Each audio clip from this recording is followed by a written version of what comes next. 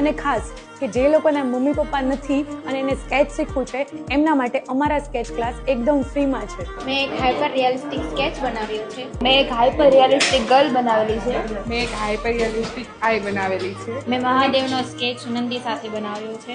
મેં એક કેટનો સ્કેચ બનાવ્યો છે. તો આ બધા બહેનોએ જોરદાર સ્કેચ શીખી લીધું છે અને તમારે પણ જો શીખવું હોય ને સ્કેચ તો સરસ મજાનું સ્કેચ એ શીખડાવે પણ છે.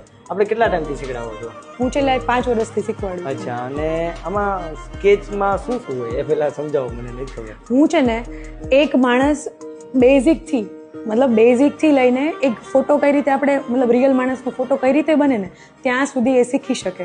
1 મહિનાનો કોર્સ આવે છે. એ મહિનાની અંદર 8 દિવસ અને અઠવાડિયામાં 2 દિવસ એવી રીતે સ્કેચ ક્લાસ અમારા હોય છે.